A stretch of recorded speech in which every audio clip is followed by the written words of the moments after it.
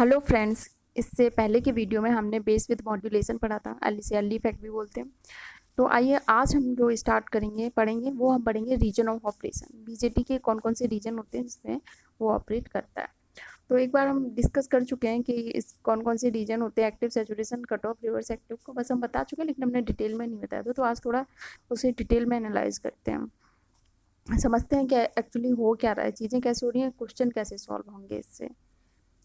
तो आइए स्टार्ट करते हैं। और अगर आपको मेरी मेहनत अच्छी लग रही है तो हमारे वीडियो को लाइक करें, शेयर करें, और अगर अभी तक आपने हमारा चैनल सब्सक्राइब नहीं किया है तो सब्सक्राइब कर लें। तो आइए स्टार्ट करते हैं। अगर हमारे ट्रांजिस्टर का emitter base junction forward bias है, collector base junction reverse bias है, तो हमारा ट्रांजिस्टर कैसा होगा? एक्टिव में। अगर इसका जस्ट रिवर्स है, यानी कि emitter base junction reverse bias है और collector base junction forward wise, तो रिवर्स एक्टिव। इसका नाम ये एक्टिव का और ये रिवर्स एक्टिव, यानी कि इसका रिवर्स। ठीक। दूसरा, अगर हमारे दोनों जंक्शन फॉरवर्ड वाइज हैं, इमिटर बेस भी कलेक्टर बेस भी, तो हमारा ट्रांजिस्टर किसमें? सैचुरेशन रीजन में। अगर दोनों रिवर्स वाइज हैं, इमिटर बेस जंक्शन भी कलेक्टर बेस जंक्शन भी, तो हमारा ट्रांजिस्टर किसमें? कट ऑफ में। अब देखो आप, जो रिवर्स एक्टिव मोड होता है इसकी प्रैक्टिकली कोई एप्लीकेशन नहीं होती, ठीक है, क्योंकि इसमें गेन इन बिल्कुल कुछ लो होता है, ठीक है, उसका कोई फ़ायदा नहीं होता, तो इसे हम यूज नहीं करते रिवर्स एक्टिव को। इसकी प्रैक्टिकली कोई एप्लीकेशन नहीं है, ठीक है, तो इसकी बात खत्म हो गई। अब देखो आप, एक्टिव और सैचुरेशन दोनों रीजन में इमिटर बेस जंक्शन आपका क्या है? फॉरवर्ड वाइज, और कट ऑफ में रिवर्स वाइज है। कट ऑफ मतलब ऑफ है, ठीक है, ट्रांजिस्टर। अगर हमारा ट्रांजिस्टर ऑन है, इसका मतलब क्या? एक्टिव है, सैचुरेशन में, ठीक। तो केवल हम इमिटर बेस जंक्शन से बता सकते हैं कि हमारा ट्रांजिस्टर कैसा है? ऑन है, फॉरवर्ड वाइज में, ठीक है। केवल इमिटर बेस जंक्शन आपको बताने के लिए सफिशिएंट है कि हमारा ट्रांजिस्टर ऑन है या ऑफ है। अगर आप देखते हो इमिटर बेस जंक्शन आपका जो है फॉरवर्ड वाइज है, तो अब आपका ट्रांजिस्टर ऑन होगा, अब वो चाहे एक्टिव में हो चाहे सैचुरेशन रीजन में हो, ठीक। अगर आपका emitter base junction forward wise नहीं है, रिवर्स वाइज है, तो आप समझ जाना आपका ट्रांजिस्टर कट ऑफ में है, बंद है, ठीक है, ऑफ है। तो केवल आप एक जंक्शन सफिशियंट होता है, ये क्वेश्चन पूछा जा सकता है कि दोनों जंक्शन सफिशियंट होते हैं, एक जंक्शन सफिशियंट, तो आपको केवल और कौन सा जंक्शन सफिशियंट है? तो इमिटर बेस जंक्शन जो है यही केवल सफिशियंट है, वो आपको बताएगा कि ट्रांजिस्टर आपका ऑन है या ऑफ है। अगर ऑन है तो फिर या तो एक्टिव रीजन में होगा या सैचुरेशन रीजन में होगा, यानी कि फॉरवर्ड वाइज है तो। अगर रिवर्स वाइज है तो ये कट ऑफ में होगा। फॉरवर्ड वाइज रिवर्स वाइज हम आपको बता चुके हैं। अगर पी हायर पोटेंशियल पे है और एन लोअर पोटेंशियल पे, तो आपका जो ट्रांजिस्टर होगा वो कैसा होगा? Forward wise. इसका जस्ट रिवर्स, अगर पी लोअर पोटेंशियल पे है और एन हायर पोटेंशियल पे, तो आपका ट्रांजिस्टर कैसे होगा? Reverse wise. तो इसकी डिटेल में देखते हैं, ग्राफिकल एनालिसिस करते हैं। यह है आपका आईसी कलेक्टर करंट, और ये आपका इस पे बेस करंट आईबी। अब आप देखो, आप जैसे जैसे आईबी को बढ़ाते जा रहे हो वैसे वैसे आपका क्या? आईसी बढ़ता जा रहा है। कैसे? लीनियरली, लीनियर कर। आईसी इक्वल टू क्या? Beta IB. बीटा क्या इसका हो गया? स्लोप। जैसे बाई इक्वल टू आप लिखते हो एम एक्स, ठीक है, एम क्या होता है? स्लोप, इसीलिए ऐसी इसी तरह से IC equal to beta IB. Beta इसका क्या हो गया? स्लोप। तो इस रीजन में यहाँ तक क्या हो रहा है? जैसे जैसे आप आईबी की वैल्यू बढ़ाते जा रहे हो आईसी बढ़ता जा रहा है, लेकिन जैसे ही इस पॉइंट पे पहुंचा, ठीक है, जो बोलते हैं चेंज ओवर पॉइंट, तो यहाँ पर पहुंचे एक बार, एक आईवी, यानी कि जैसे ही बेस करंट अपनी एक मिनिमम वैल्यू पे पहुंचा, तो उस पॉइंट पे जाके क्या हुआ आपका? अब आप बेस आईबी कितना भी बढ़ाओ, देखो आप बढ़ाते जा रहे हो लेकिन आईसी बढ़ रहा है नहीं, किसमें? सैचुरेशन में आ गया। अगर एक्टिव में ही रहता हो तो क्या होता? आप जैसे जैसे आईबी बढ़ाते हैं, अब ये और बढ़ता जाता है इस तरह से, ठीक है, लेकिन ऐसा नहीं हो रहा। इस पॉइंट के बाद, यानी कि एक आईवी की एक मिनिमम वैल्यू है, उसके बाद क्या हो रहा है? आपके जो आईसी है उसकी वैल्यू सैचुरेशन में चलेगी, ठीक है, अब उससे ज़्यादा वो नहीं बढ़ सकती। तो ये जो आईबी मिनिमम है ये आपकी डिसाइड कर रही है, ठीक। अगर आईबी मिनिमम से कम है, ठीक है, अगर आपका आईबी जो करंट है आईबी मिनिमम से कम है, तो आपका ट्रांजिस्टर किसमें होगा? एक्टिव रीजन में। अगर आपका आईबी जो करंट है ये इस करंट से ज़्यादा, आईबी मिनिमम से इससे ज़्यादा, तो किस मोड रीजन में आ जाएगा? सैचुरेशन में। और इस करंट से कम है तो इधर क्या होगा? एक्टिव रीजन, ठीक। अब देखो आईबी हमने बताया, आईबी यहाँ क्या लिखा? IB greater than IB minimum, यानी कि जो आईबी है इससे ज़्यादा है तो इधर, यानी कि सैचुरेशन रीजन में हो गया। अब यानी कि आपका ट्रांजिस्टर किसमें सैचुरेशन में। और एक बात ध्यान रखनी, हमने जितनी भी इक्वेशन पढ़ाई हैं, I C equal to alpha I, I C equal to beta I B, जो ये इक्वेशन है ये सब किसके लिए होल्ड करती हैं, केवल एक्टिव रीजन के लिए, सैचुरेशन रीजन में होल्ड नहीं करती हैं। जब भी होगा, अगर आपका ट्रांजिस्टर सैचुरेशन रीजन में चला जाता है तो आप ये इक्वेशन यूज नहीं कर सकते। जनरली होता है क्या है, हम भूल जाते हैं कि ट्रांजिस्टर सैचुरेशन में चला गया, हम वही आई सी इक्वल टू अल्फा आई और आई सी इक्वल टू बीटा आई भी लगाने की आदत होती है, तो सैचुरेशन में भी लगा देते हैं, उससे सारी वैल्यू चेंज हो जाती है और गलत आंसर आ जाता है। तो इस बात का ध्यान रखना, जैसे ही हमारा ट्रांजिस्टर सैचुरेशन में गया यानी कि I B minimum value I B minimum से ज़्यादा होगी, हम वहाँ पर ये इक्वेशन यूज नहीं करेंगे, वहाँ पे बस एक इक्वेशन यूज होगी, कौन सी, I equal to I C plus I B, क्योंकि ये तो हर किसी के लिए होल्ड करती है, क्योंकि ये तो एक केसीएल इक्वेशन है, ठीक है। In sum of incoming and outgoing current का सम क्या होता है, जीरो होता है जब सम, तो ये तो एक केसीएल है, तो ये होल्ड करती है सबके लिए, सभी रीजन के लिए। लेकिन ये I C equal alpha U, I C equal beta भी आपके सैचुरेशन रीजन के लिए होल्ड नहीं करते।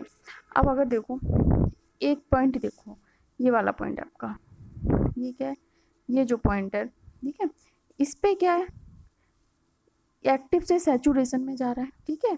तो इस ये पॉइंट कॉमन पॉइंट है, चेंज ओवर, ठीक है, चेंज ओवर पॉइंट है इस, तो इस पॉइंट पे हम इक्वल करके लिख सकते हैं I C saturation equal to beta I B, ठीक। तो अगर हमने बताया था जब आई बी करंट ज़्यादा हो जाता है आई बी मिनिमम से, तो आपका ट्रांजिस्टर किस में चला गया, सैचुरेशन रीजन में। अब आई बी मिनिमम की वैल्यू आप यहाँ से निकाल सकते हो, आई सी सैचुरेशन अपॉन बीटा, ठीक है। ये मैंने इस तरह से इसलिए निकाली क्योंकि इस तरह के क्वेश्चन पूछे गए, एक नंबर में पूछा गया और जो 2 नंबर के भी क्वेश्चन आते हैं उनमें भी न्यूमेरिकल की टाइप से पूछा गया है। तो I B greater than I C saturation upon beta, यानी कि किस में है, अब सैचुरेशन रीजन में। जब I B less than I B minimum था, हमने क्या बताया, यानी कि आई बी किससे कम है, इससे, आई बी मिनिमम से इधर क्या है, एक्टिव रीजन, यानी कि अब क्या है आपका एक्टिव रीजन में, और आई बी मिनिमम की वैल्यू आप यहाँ से रख सकते हो, आई सी सैचुरेशन अपॉन बीटा, यानी कि अब आपका ट्रांजिस्टर किस में है, सैचुरेशन, ओ सॉरी एक्टिव रीजन में। जब आई बी कम है I C saturation upon beta से, और एक्टिव रीजन में सारी इक्वेशन होल्ड करती है, I C equal to alpha I C equal to beta, आप कोई भी सारी इक्वेशन यूज कर सकते हो, और I equal to I C plus I भी तो हमने बताया हमेशा होल्ड करेगी, चाहे कोई सा भी रीजन हो। अब जो इस तरह के क्वेश्चन आएंगे उनमें आपको करना है क्या, आपको सबसे पहले, ये क्वेश्चन आपने बहुत देखे होंगे, कॉमनली आते ही आता है, ठीक। सबसे पहले आपको देखना है कि आपका जो इंटर बेस जंक्शन है, यानी कि पी एन जंक्शन है, ठीक है, वो कैसा है। अगर फॉरवर्ड वाइज है, ठीक है, हमने स्टार्टिंग में ही बताया, अगर फॉरवर्ड वाइज है इसका मतलब है एक्टिव या सैचुरेशन में होगा, अगर यही रिवर्स वाइज हो जाता है तो आप सीधे पहुंच जाओगे किस पे, कट ऑफ पे, क्योंकि हमने ये बताया ये यूज नहीं होता है, ठीक। तो आप किस पे पहुंच जाओगे, सीधे कट ऑफ पे। अगर इंटर बेस जंक्शन आपका फॉरवर्ड वाइज हो गया तो यानी कि एक्टिव और सैचुरेशन में से कोई है, तो आप अब क्या करोगे, पी, हमने बताया अगर पी साइड का पोटेंशियल ज़्यादा है किससे, एन साइड से, V P greater than V N, तो आपका ट्रांजिस्टर किस में होगा, फॉरवर्ड वाइज में, ठीक। तो आप ओपन सर्किट कंडीशन में देखोगे, यानी कि इंटर बेस को दोनों को ओपन कर दोगे, फिर आप चेक करोगे अगर V P minus V N आपका जिससे बी बी एक्टिव, इसकी वैल्यू आपको हमेशा दी होगी, ठीक है। जिस तरह से डायोड में होता है कट इन वोल्टेज, उसी तरह से यहाँ पे ट्रांजिस्टर में होता है बी बी ए, लेकिन ये जो बी ई है इसका मतलब समझो, ये एन पी एन ट्रांजिस्टर के लिए आप लिखोगे बी बी ई, क्योंकि हमने क्या बताया B P minus V N, यानी कि पी का पोटेंशियल और एन का पोटेंशियल, ठीक है। एक मिनट, ये देखो एन पी एन अगर आपका होगा ट्रांजिस्टर, ठीक, तो इसमें बेस क्या होगा एन पी एन में, पी टाइप का, ठीक है। पी टाइप का क्या होगा बेस, बी पी टाइप का क्या है बेस, तो यहाँ पे पहले बेस लिखोगे, बी पी एक्चुअली आपको B P minus V N देखना है, ठीक है, P side minus N side का पोटेंशियल, ठीक। तो बी पी साइड क्या है, इस एन पी एन में पी टाइप का क्या होता है बेस, तो यहाँ पे पहले बेस लिखोगे, ठीक है। एन टाइप और एन क्या होता है इलेक्ट्रॉन, सॉरी इमिटर, तो एन इमिटर लिखोगे बी बी।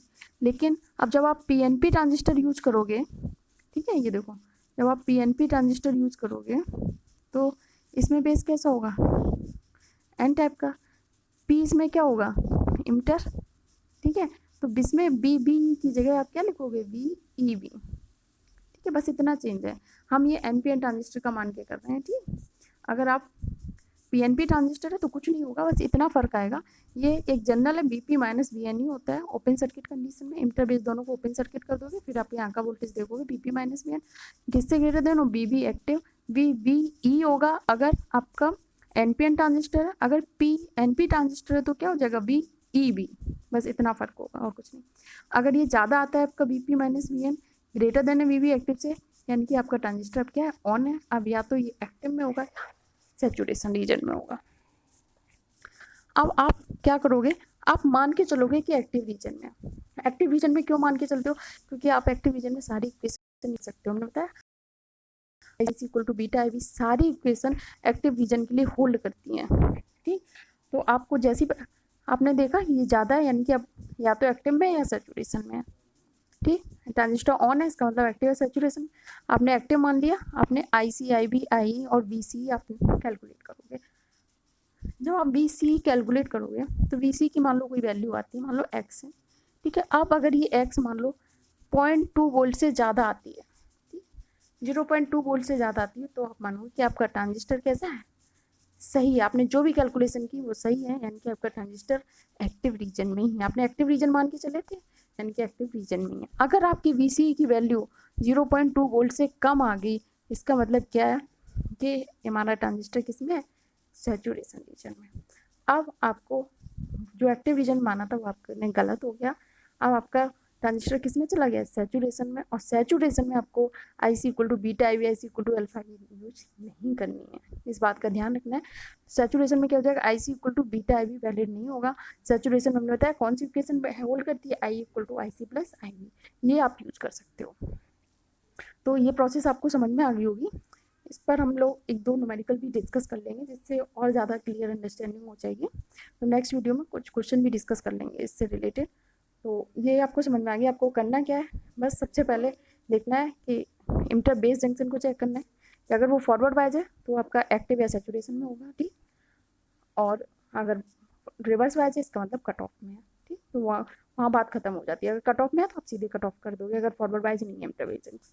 अगर आपका inter base junction forward wise हो जाता है तब आप चेक करोगे कि आपका एक्टिव में है या सैचुरेशन रीजन में। एक्टिव के लिए हमने आपको क्या बताया, अगर एक्टिव या सैचुरेशन के लिए क्या करोगे आप, सबसे पहले तो एक आपको ये और चेक करना है BP minus VN open circuit greater than VB active, तब मान लो ऑन है तब आपका एक्टिव या सैचुरेशन में है। ठीक, अगर एक्टिव रीजन में है तो आप सारी कैलकुलेशन करोगे, सारे फॉर्मूले यूज करोगे, IC को अल्फा या IC को बीटा IB। ठीक, अगर VC की वैल्यू आपकी 0.2 वोल्ट आ जाती है, 0.2 वोल्ट आती है मतलब 0.2 वोल्ट से ज़्यादा आती है। ठीक है, 0.2 वोल्ट से ज़्यादा आती है तो इसका मतलब आपने सही कैलकुलेट किया, एक्टिव रीजन में है। अगर 0.2 वोल्ट से कम आती है इसका मतलब क्या है कि आपने जो माना वो गलत है, यानी कि सैचुरेशन रीजन में है। और अब सैचुरेशन रीजन में आप एक भी इक्वेशन यूज नहीं करोगे जो IC इक्वल टू गेन वाली। ठीक है, IC equal to beta IB IC equal to, अब I equal to IC plus IB लगा के क्वेश्चन को सॉल्व करोगे। हम लोग एक आध क्वेश्चन भी डिस्कस करेंगे। इसलिए अगर आपको हमारी मेहनत अच्छी लगी हो तो हमारी वीडियो को लाइक करें, शेयर करें, और अगर चैनल को सब्सक्राइब नहीं किया तो आप अभी तक तो हमारे चैनल को सब्सक्राइब करें। मिलते हैं नेक्स्ट वीडियो में, धन्यवाद।